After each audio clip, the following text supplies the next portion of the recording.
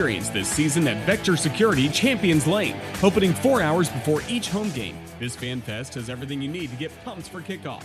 Located next to the Walk of Champions, you'll enjoy live music, player autographs, the best food trucks from all over Alabama, and ice-cold beer in our Legends Lounge Beer Garden, where there's never a cover charge. Check out championslane.com each week for the latest updates. Roll Tide!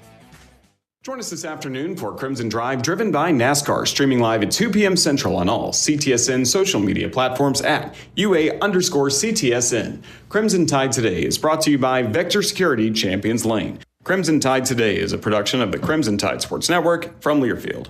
SportsMed is the official team physicians of the Rocket City Trash Pandas. And if the pros trust SportsMed, you can too. SportsMed provides every service you might need for complete orthopedic care, specializing in orthopedic surgery, sports medicine, joint replacement, spine surgery, neurosurgery, and podiatry. And they offer their own brace shop, in-house full-body MRI, physical therapy, walk-in clinic, and so much more. 4 locations and on the web at sportsmedalabama.com.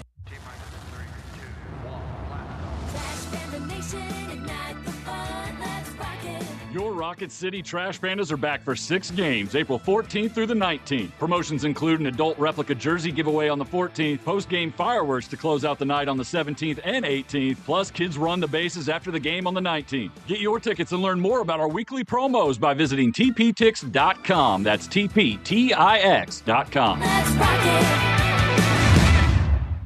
Tom Abraham here for my longtime friend Mike Owen of Owen Home Appliance. You know, Mike has over 25 years experience in the appliance industry, and since 2017, Owen Home Appliance has served customers in the Tennessee Valley with a focus on quality products, affordable prices, and excellent customer service. Owen Home Appliance prides themselves on community involvement as well, sponsoring local teams and events while making sure that you get the right appliance at the right price. Visit their highly interactive showroom in Lacey Springs, just 8 miles south of the river on 231. The Drive with Wes Neighbors and Steve Moulton. Weekdays from 5 to 7 p.m. Only on 97.7 ESPN The Zone. WZZN, Union Grove, Huntsville, Alabama. 97.7 ESPN The Zone. This hour of The Drive is brought to you by Lynn Leighton Ford. Located online at lynnleightonford.com. Welcome to The Drive with Wes Neighbors and Steve Moulton. Call into the Neighbors Wealth Management Hotline, 256-576-4977. That's how I roll. And I'm not going to drink and drive anymore. That's 256-576-4977. Now, here's Wes and Steve.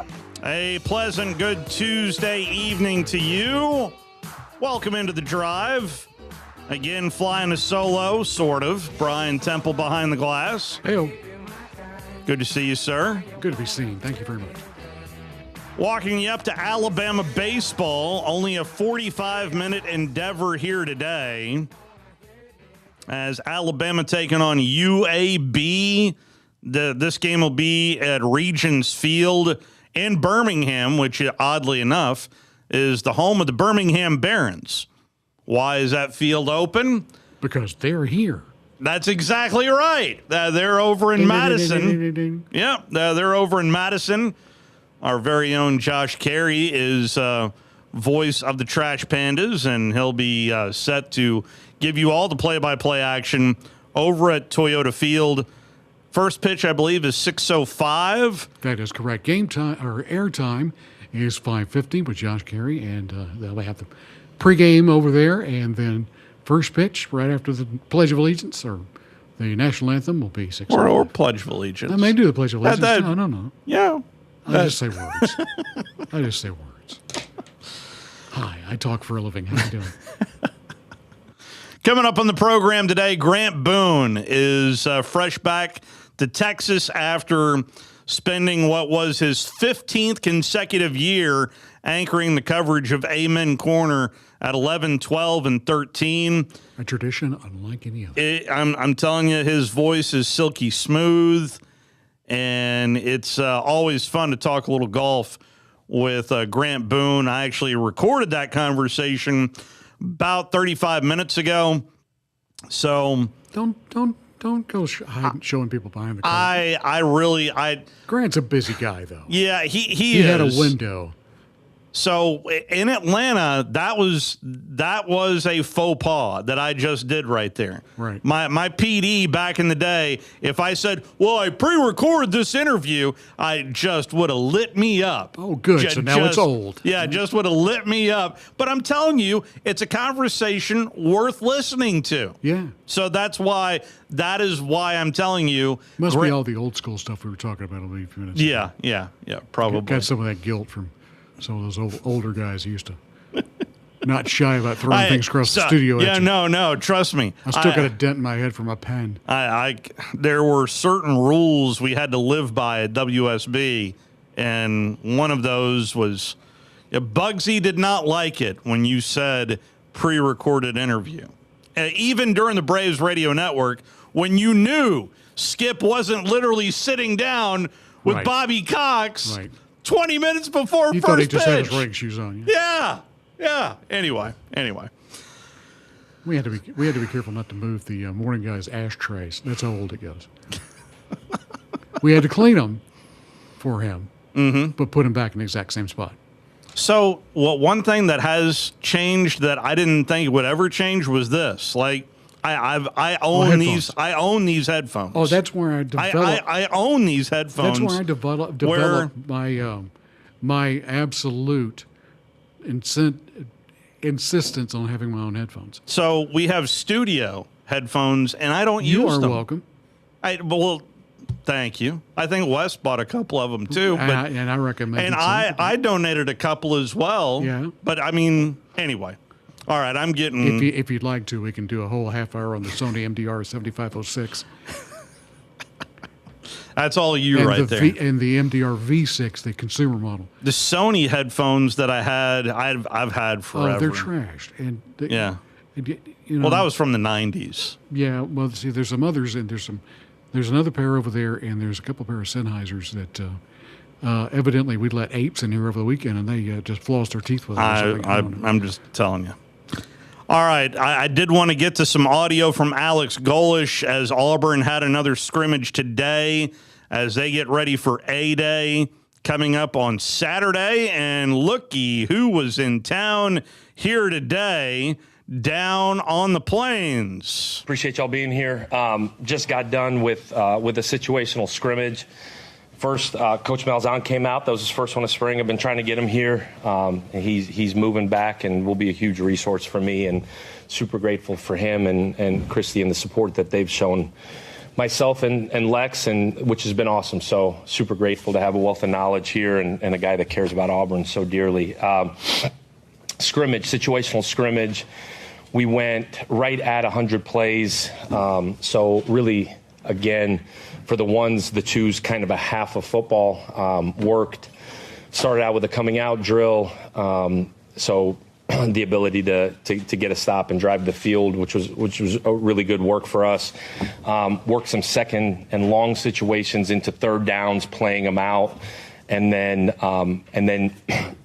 put some special team stuff in the middle, some competition stuff in there.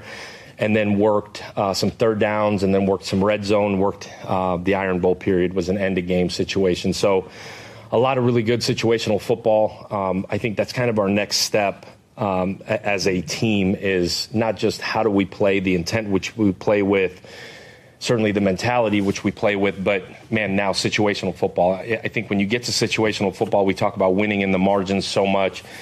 That's where you see a young team show up, is guys just not super aware of the sticks, not super aware of the clock, not super aware of what the other side of the ball is going to do in certain situations. So there's so much teaching going on right now. And that is a little bit of Alex Golish and his opening statement from earlier today. Everybody but Arkansas is basically going through their spring game, A-Day, whatever you want to call it, coming up this Saturday, including LSU. Lane Kiffin spoke to the media today as well, and Lane was asked about an injury that occurred over the weekend with one of his cornerbacks. Coach, can you talk about the emergency of senior Bo Bordelon? What have y'all seen in him? Oh, wait a second. I queued up the wrong one. Let me Take two. Let's rewind this and take two. Hey, Lane, can you confirm Aiden Anding's injury and what the cornerback room looks like without him? Yeah. Difficult injury. Achilles and out for the season. And he was playing great. He was actually one of the 2 players of the game defensively Saturday. So really unfortunate for him. It's a second season-ending injury, and that's a big thing in this sport, different than other sports. Injuries are real in this sport, and a lot of times as you look back to your really good seasons, you got to have some breaks that way and avoid those. So I've looked at everything in that, even limiting practice, and we don't even tackle at all. So, but both injuries had nothing to do with scrimmage type of plays, contact plays. They both are just freak injuries, which a lot of times that is where they come from in football. It's not from the actual tackling. We don't even tackle. Limiting practice, and we don't even tackle. We don't even tackle. I'm trying to wrap my head around. That's called flag football. Yes, it is. We don't even tackle. And we would tackle in flag football. I am trying to think. Listen, for all the money that has been spent down in Baton Rouge, when you hear your head coach say, we don't even tackle. How can you get better when we don't even tackle? You got to get over getting scared that guy going to hit you. And if you don't tackle, that doesn't happen. So this could all work out, and LSU could be holding up the national championship trophy at the end of this year. But it's just hard for me to listen to. We don't even tackle. And players are still getting hurt there at LSU. A major piece right there in Anding. There at cornerback. It's a lot of money. It's a lot of money. And we don't even tackle. He also mentioned the depth chart moving, being never set in stone. And I get that. Yeah, competition is always good. But how do you know how to set a depth chart when we don't even tackle? When you don't even tackle. Grant Boone will join us on the other side of our first time out. Talk a little 90th Masters on the other side. It is a Tuesday edition of The Drive here on 97.7 ESPN The Zone. You're listening to The Drive with Wes Neighbors and Steve Moulton on 97.7 ESPN The Zone. Hey, I'm Bobby White, and we're making room for new shipments during our spring clean out at Lynn Layton Ford in Decatur. With your good credit, save thousands with 3.9% financing for up to 84 months on new 25 F-150s with STX 4x4s starting at under $44,000. New 25 Explorers start at under $36,000 or choose 2.9% for up to 84 months. Get 5.9% financing for up to 84 months on new 25 Broncos or choose $2,750 customer cash plus 2-year 24,000-mile complimentary maintenance. And while they last, new 25 Bronco Sports come with your choice of $2,500 customer cash or 5.9% financing for up to 84 months. And there's never any hidden markups or dock fees. Don't miss your chance to save big with spring clean-out pricing on all new 25s. We hope to see you real soon at Lynn Layton Ford, right in the heart of Ford country, just a mile south of the Beltline in Decatur, or online anytime at lynnlaytonford.com. Since 1983, Berkshire Hathaway Rise Real Estate's Ann Adams has been your local go-to real estate expert in the area. As a buyer, you can trust Ann's in-depth knowledge of the local housing market to narrow available properties down to those you'll be interested in, saving you time when shopping for a new home. When you're ready to sell, Ann's expert negotiation skills will ensure you get a fair price and hassle-free experience. Call Ann Adams today at 256-337-2625 or email annadamsrise@gmail.com. There's power in caring when it is put into action. Each year, our bankers serve on nonprofit boards, support our local educators, and volunteer with our hometown food bank. I'm Bobby Humphrey, Vice President of Business Development for Bryan Bank, and community service is just not a line item in our mission statement, it's who we are. Because after all, Alabama is our home too. That kind of commitment to community might not be what you would expect from a bank, but it's exactly what you can expect from us. Give us a call or stop by one of our 2 offices in the Huntsville area and experience unbeatable service and legendary results. Bryan Bank Equal Housing Lender, NMLS ID 2428943, member FDIC. When you call most roofing companies, all you'll hear is, you need a new roof. Not when you call Fleming. At Fleming Roofing and Restoration, we're focused on your needs, whether it's an easy repair or a full roof replacement. Folks around here have trusted Fleming since 1965 for all their residential and commercial roofing needs. And as the area's storm damage experts, Fleming knows all the ins and outs of the insurance claims process. Log on FlemingHSV.com to schedule your free estimate today. Fleming Roofing and Restoration. We show up. These days, saving time is important, and saving money is even more so. That's where Eagle Masonry and Insulation comes in. Over the years, Eagle has expanded their services to meet the needs of folks like you in our area. If you need masonry, brick, stone, or block work, Eagle should be your first call. They can even help if your property needs grading, erosion control, and Eagle can handle dirt haul-off. Call Eagle Masonry and Insulation today at 256-755-1556. Eagle saves you time, and Eagle saves you money. The ultimate golf experience is waiting for you at the Golfus. For a limited time, you can get an unlimited membership for only $99 a month. Hit balls on the range, play any of our 2,000 golf courses, have a graduation party, or host a corporate event. For all the details, go to thegolfus.com. We have 2 locations in Huntsville and a location soon coming to Hughes Road in Madison. That's thegolfus.com. This will turn journalism on its ear. Watch our stream on WZZN TV on Twitch and YouTube. But you are the greatest hero in American history. We are 97.7 ESPN, The Zone. 1, 2, 3, 4. 1, 2. Let me tell you how it will be. Yeah, it's coming tomorrow. Get ready. I rendered unto Caesar what is Caesar's yesterday. Hey, if you're going to dance, you got to pay the band. Yep. Didn't realize I hired the Rolling Stones. Yep. That comes up tomorrow. Uncle Sam's going to knock on your door and bust on through. If you want to dance, you got to pay the band. So there's that. Head over to our website if you want to save some nickels in case Uncle Sam may be dipping into your pocket. 977ESPN.com. Click on the big zone deals. I don't know, maybe how about some rounds of golf? Be it at Gunner's Landing or at Cherokee Ridge. We'll be at Cherokee Ridge on Monday with our latest golf tournament. Proud sponsor, and the presenting sponsor there, of course, is Eagle Masonry and Insulation. Now, I was asked earlier today to let you, our audience, know that if you would like to get your name on a list to play free golf, I said free golf on Monday. You can't win if you don't enter. You can at least put your name in the hopper by using Tom Abraham's text line. So, hang on, let me... 732-982-7469. That again is 732-982-7469.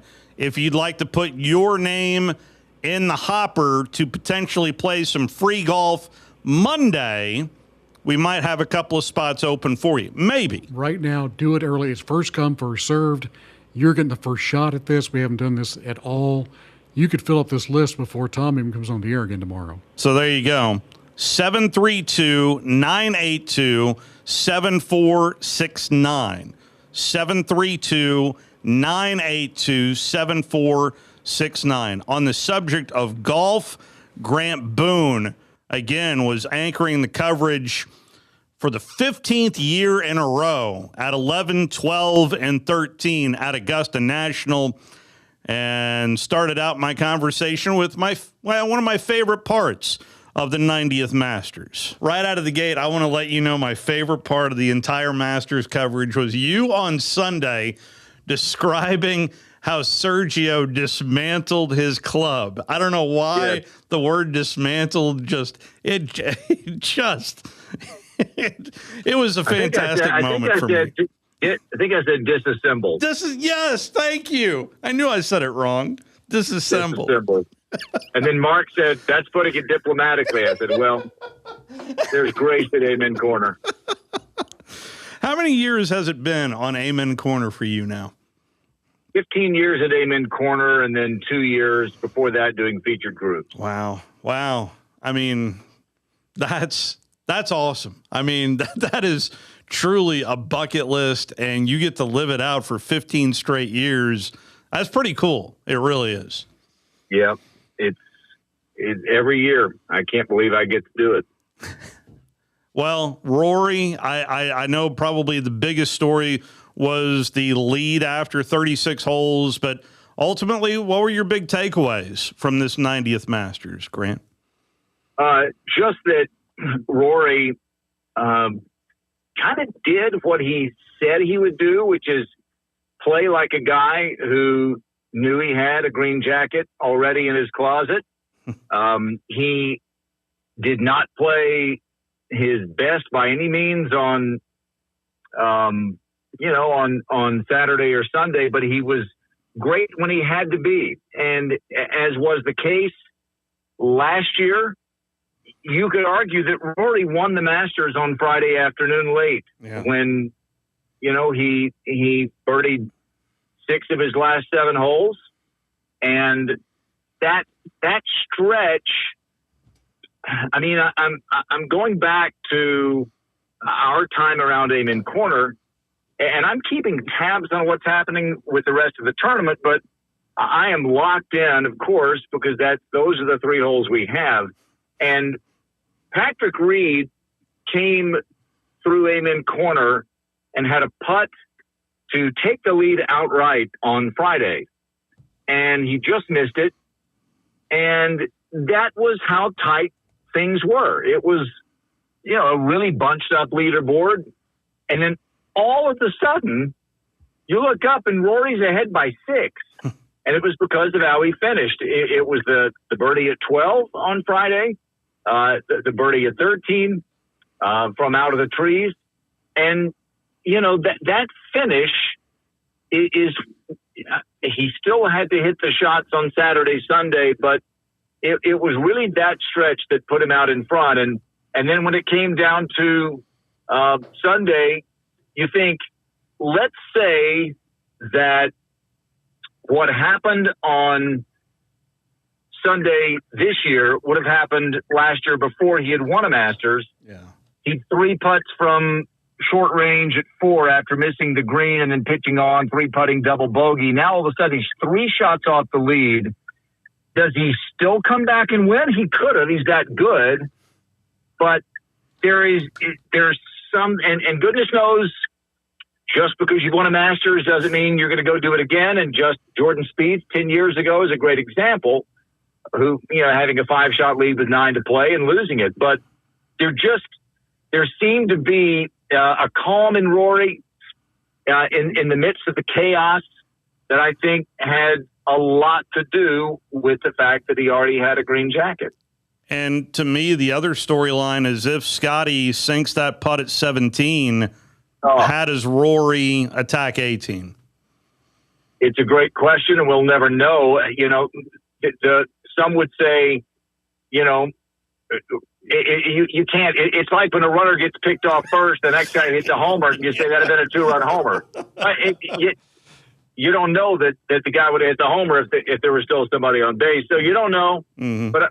But I look at Amen Corner and how every year, I guess there are maybe some exceptions, but the Masters seems to be won and lost. Last year, you could look at what Rory did at 15, but I would argue he wouldn't have had to do what he did at 15 if he hadn't dumped his 3rd shot in the water and made double bogey, where he did. This year, Rory, he birdies 12 with an amazing tee shot. By the way, made about a 7-footer for par at 11, which should not be forgotten. He hits a beauty in there to 12, birdies it for a second time. It's been a long time since he's hit one in the water at 12, and he's figured out somehow what others can't quite seem to, and that's how to find dry land on the 12th. And then at 13, a great up and down from behind the green. And then you look at Scotty. Scotty plays the par 5 13th in 1 over without a birdie. And you think, Scotty's normally going to play 13 and at least 2 under, sometimes 3 under. Instead, he plays it 1 over. If Scotty plays 13, he plays it 1 under, 2 under. How differently does that change things? End of the day, you react to what the others are doing. All you can do is play the shot you have, in the tournament. It plays out the way it does. And I promise you, Rory knew exactly where things stood. He was constantly looking at the leaderboard. We could see him walking up 13, looking at the 14th tee box leaderboard. He did what he had to do. And I loved his line afterwards. He said, I thought that winning the Masters was hard because I hadn't done it. Now I realize winning the Masters is just hard because it's the Masters. Yeah. How does this compare to Tiger's back-to-back, you think, Grant? Great question, and I think they're all kind of their own thing. I mean, Jack Nicklaus, when he won back-to-back in 65 and 66, he set the course record. He set the tournament scoring record for 4 days at 17 under when he won in 65. He won at even par the next year, and so every Masters is a little bit different, and Tiger, going back to back, he was the dominant number 1 player in the world. Rory is not the dominant number 1. That's Scotty. You could argue Scotty's dominant, even though Rory's won the last 2 Masters. Scotty is, I think, unequivocally the number 1 player in the world by any metric, with the exception maybe of Green Jackets the last 2 years. But Scotty's number 1 player, and yet Rory's done it. And for Rory to have done it the way he did, to complete the career Grand Slam, to do it back to back. I look at Faldo. That guy won his back to back both in playoffs. And Nick's first Masters happened on the 11th hole after Scott Hoke had missed a 3-footer to win the Masters on the 10th. If Scott Hoke makes that 3-footer, and believe me, I'm not saying it was easy. The 1-footers aren't easy at the Masters, but 3-footers can do anything, and they did that day. If Scott Hoke wins that Masters, by the way, Scott Hoke was a top 5 kind of player on the PGA Tour back then. He was a consistent winner. Scott, he won the Players. He would not have been a, shocking Masters winner back then. I think you look at Faldo, he won his back-to-back Masters in playoffs. Tiger was dominant number 1. Nicklaus, by the time he won his back-to-back, he was the best player in golf. And for Rory to do it the way he did it, everyone's a little bit different. And I think Rory's, as Jim Nantz said, it's a rare repeat. And I think you don't even need to rank them. Just say they're all great in their own way. I remember something Rory said last year about Amen Corner in particular. If you survive, you will thrive. And that those 3 holes in particular, I just being camped out there for as many years of just to that point, if you survive, you will thrive. I don't know why that's always just, when Rory said that last year, just stuck in my head that way, of just the test that is Amen Corner overall. How big of a challenge is it since you get to see it year in and year out, Grant? Yeah, it's hard from the very start. And by the way, Rory he barely survived, at Amen Corner last year. You could argue, I mean, he didn't really. He double bogeyed 13. Yeah. And that's why he didn't thrive. He had to rally, because he struggles so mightily. But you get to the 11th, and, if you go a little right, you're blocked out. And you've got tree trouble, and now you're working hard for par. If you hit it right down the middle, you still have to hit a quality second shot to even find the green. And if you do what Justin Rose did from the middle of the fairway with a long, straight tee shot, he just knew that he couldn't go left. And so what did he do? He went right, and it was so far right that he just had an almost impossible third shot. It led to a bogey, and that's where, his downfall began. Remember, Justin Rose was on the 11th fairway in perfect shape with a 2-shot lead. And by the time he leaves Amen Corner, he's gone bogey, 3-putt par. And for as bad as debilitating as the bogeys were for Justin Rose, to me, it was that 3-putt on 13 that it didn't end his chances to win by any means, but it took so much of the life out of him. And for a guy in his 21st Masters, to have that experience around Amen Corner, it really, it just deflated him. And I think about 12. You stand over it. It's a shot that even Rory said, on a Tuesday, if you're out with if you're able to come up here and play it, it's not that hard of a shot. Hey, Steve, I'm telling you, I've had the great pleasure of playing Augusta National. It was 22 years ago. I played it 4 times. I hit the green all 4 times, and I'm not that good.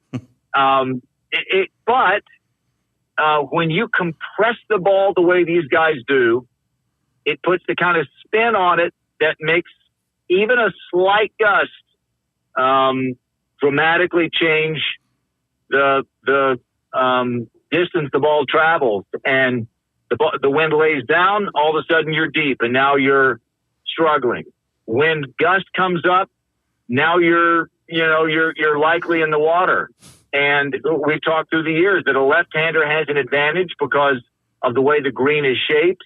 A left-hander with a pull, ball's going to go a little longer. That's fine. That's playable. If you come out of it a little bit, it goes shorter. That's okay.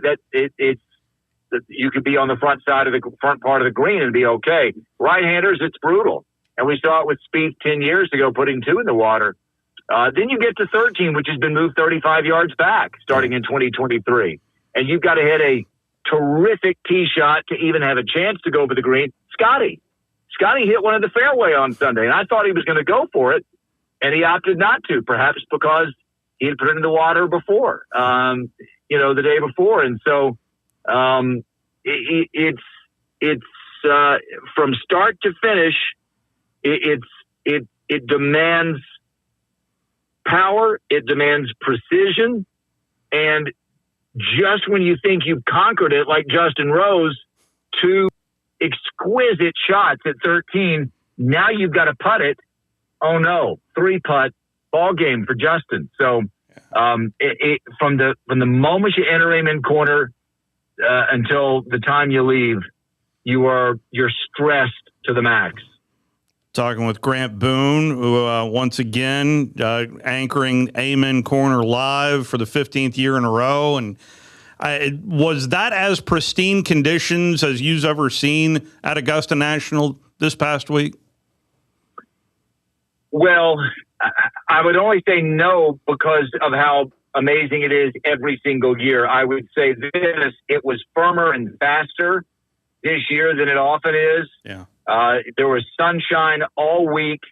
There might have been a few drops of rain on Monday, but sunny the rest of the week. Breezy on Thursday morning when we began, and it just made the golf course really, really tough. And it just it created that test that we had. And you look at it, 12 under wins That's a very common score these days, given the power that these guys have. Yeah. We thought we might be on our way to something historic in terms of scoring with Rory through 2 days, but Augusta National always has the last say. It certainly does. Now the talk of a potential three-peat. You can't talk about it unless someone goes back-to-back. What do you think about the first ever three-peat? Well, no less an authority at Augusta National than Fred Couples said after his second round Friday, he's neither making a bold prediction nor is he kidding. He was just saying it because he just was thinking it. He said, "I think Rory might win every year," and that's going to be hard with Scotty still at the height of his powers. But golf just has a way of not going the way you think. But it would not surprise me if we could be in for one of those runs like Palmer and Nicklaus and Player had in the late 50s, early 60s, where one of them was winning every year. And to basically from 58 to 66, it was either Palmer, Player, or Nicklaus, and it was Palmer and Nicklaus for most of those. Player won it in 61, Palmer won it in 58, 60, 62, 64, and Nicklaus won it in 63, 5, and 6, and then he won his 3 others later. But I think you really could be looking at Rory and Scotty like they were 1 and 2 on the leaderboard this time. I see no reason, barring a significant injury, that Rory won't be the prohibitive favorite. Not prohibitive. As long as Scotty's healthy, he can't be prohibitive favorite. But I think you'd probably say, I would probably give you first pick, and I would be happy to take the other one. How about that? That's very fair. Yeah, that's I'll take the straw poll on that fantasy draft any day of the week. If you let me pull in between those two. This was our first Masters since '94 without Phil or Tiger, and the back nine again was fantastic. But listen, I know Tiger's going through it. I don't think Tiger's done. And I just I know what this tournament means to him and his family, especially hearing his father speak on what this, back in '97, what that meant to the family in particular. That's why I just, we all want Tiger to get better, obviously, but I don't think Tiger's done. What do you think? I think it's been kind of foolish through the years to say Tiger can't do something. I think we are getting closer to that point where it's less and less likely.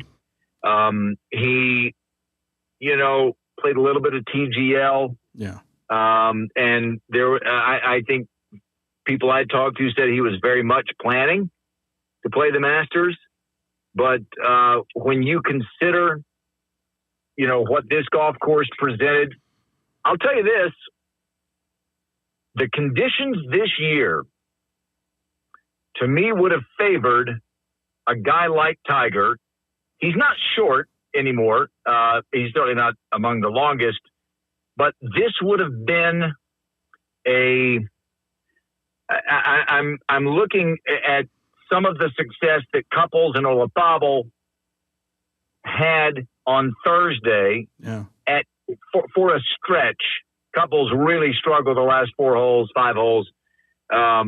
But Olazabal was a couple under when he got to Amen Corner Thursday. Couples was a couple under. The conditions mitigated some of the distance required, and because the course was playing firm and fast, Tiger could have used his experience, his savvy around the greens. He's never missed a cut at the Masters. I don't think he would have missed it this year if he were healthy. it would be fun to see him compete again. But I go back to what he always said. He didn't want to be a ceremonial golfer. I think that sounded good when he was, in his prime. But I do think there is something about the idea of teeing it up again that compels him and drives him. I will be surprised if he never plays again, but I might be surprised if he contends again. Then again, Jack did at the age of 58. Sure did. Back in 86. In 1998. Oh, that's right. Yeah, that's right. In 1998, he was within one of the lead, at the age of 58. And that was before they really lengthened the course, but it was still long for a 58-year-old at the time. He didn't play full-time golf. So, yeah, under the right conditions, could Tiger, let's say be ninth going into the weekend? Of course he could. And, again, he's done things we never thought that could be done. So you never say never with Tiger. That's been a fool's errand through the years to say that he can't do something. But I think we are I think his body is answering that question. Yeah, that's very well put. Finally, tell me you've a tradition unlike any other, maybe the garden gnome. They're being sold yeah. So how many garden gnomes were you able to pick up there at Augusta National?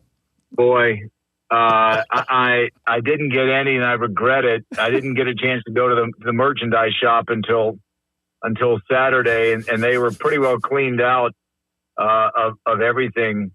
But I saw Jason Kelsey in the par 3 contest, and I thought, this guy's a gnome in waiting. I mean, he looks like the garden gnome. He looks like the garden gnomes for 2048, and he does. So it is hilarious, the things that catch on, and as usual, Augusta National and the Masters tournament and the committee, they know what people like, and people like anything associated with the Masters, and there's the latest example. Yeah, indeed. What's next for you? Be it Abilene Christian or a golf tournament? Tell me what's next on the horizon for you, sir. Yeah, I leave tomorrow morning out for Los Angeles. The LPGA is out there at El Caballero Golf Club in SoCal. So I'll be doing that one with my pals Morgan Pressel and Mel Reed. And then the week after that is the first major on the LPGA calendar. It's in Houston at the Chevron Championship at the same golf course where the PGA Tour was, where Gary Woodland just won a couple of weeks ago. So I've got LPGA all summer and can't wait. Be going all over the world. It'll be fun. Well, I've cherished our time together back on PGA Tour Radio, and I always get a kick out of your unique calls. But yes, Sergio's. See, I want to say dismantle again, and I know that's wrong. Disassemble. Disassemble is just fantastic. I saw. Well, yeah. I mean, you're trying to be. Like, no one's tuning in to hear my opinion on Sergio. I think Sergio's actions on Sunday spoke for themselves.